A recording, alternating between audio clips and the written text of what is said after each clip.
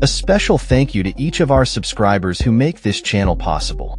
Here's today's story. In a bold declaration from New Zealand, Australian Prime Minister Anthony Albanese has labeled the ongoing humanitarian crisis in Gaza as completely unacceptable. His remarks come amidst rising tensions and international scrutiny regarding Israel's military operations in the region. As Australia joins forces with New Zealand, the UK, Germany, and Italy, they collectively denounce Israel's recent decision to escalate military actions in Gaza, which they argue will exacerbate the already dire humanitarian situation.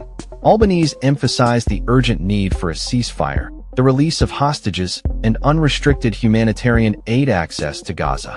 "We have a humanitarian catastrophe unfolding there," he stated, highlighting the critical conditions faced by civilians. The Prime Minister's comments reflect a growing concern within Australia regarding the impact of the conflict on innocent lives.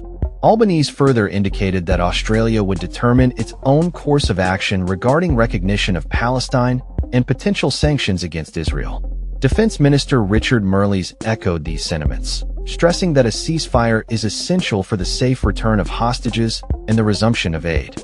He condemned the blockade of food and humanitarian assistance as a violation of international law, urging an immediate end to hostilities. Home Affairs Minister Tony Burke also weighed in, asserting that the unfolding humanitarian disaster should not be misconstrued as support for Hamas. He warned that Israel's plans to fully occupy Gaza would constitute a breach of international law, particularly if it mirrors actions taken in the West Bank.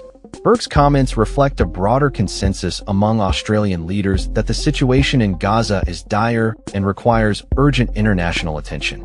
Shadow Minister Andrew Hastie, a former Special Forces officer, cautioned against the risks associated with Israel's occupation plans, suggesting that history indicates such efforts have failed in the past.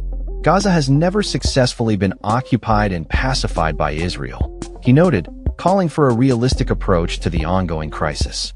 As the situation continues to unfold, the Australian government remains committed to advocating for humanitarian relief and upholding international law, signaling a significant shift in its foreign policy approach towards the Israeli-Palestinian conflict. That's all for this story.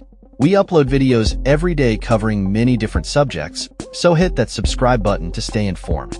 Thanks for watching.